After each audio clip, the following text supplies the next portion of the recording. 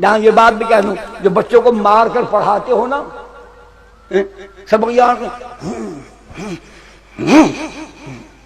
رن کو کھلے کھا کے آئے بوجھنا ان کو کیوں مرے نہیں، چبلا ڈنگا،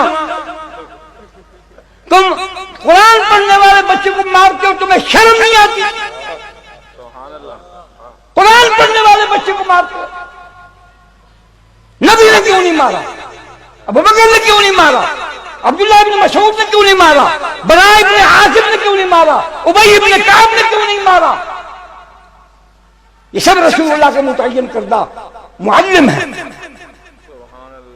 ان کی ڈیوٹی تھی کہ ان کو دین سمجھاؤ اور ان کو قرآن کا علم سکھاؤ، علم بھی سکھاؤ اور دین کے مطابق جینا بھی سکھاؤ۔ ایک تھپڑ کوئی مائی کا لال ثابت نہیں کر سکتا۔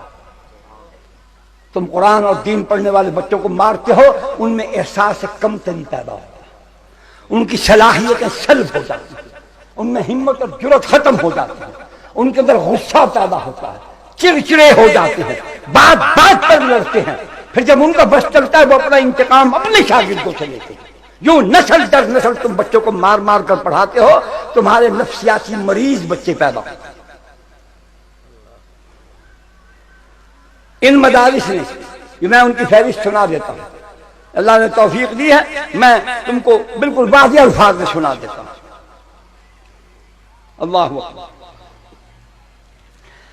بیعت عقبہ اولیٰ جب ہوئی، جب مدینہ کے لوگ مسلمان ہونے کے لیے پہلی مرتبہ مکہ آئے، تو حضور صلی اللہ علیہ وسلم نے دو معلم ان پر متعین فرمائے، مصعب بن عمیر اور عبداللہ ابن ام مکتوم، نابینا صحابی کی، دو کو معلم مقرر کیا کہ جاؤ ان کو دین پڑھاؤ، سمجھاؤ، قرآن پڑھاؤ۔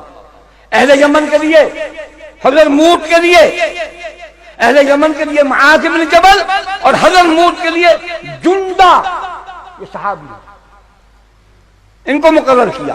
اہل نجران کے لیے عمر بن حرم، اہل قارہ و عزل کے لیے مرشد بن ابی مرشد، عاصم بن ثابت، خبیب بن عدی، خالد بن البکیر، زید بن وسنہ،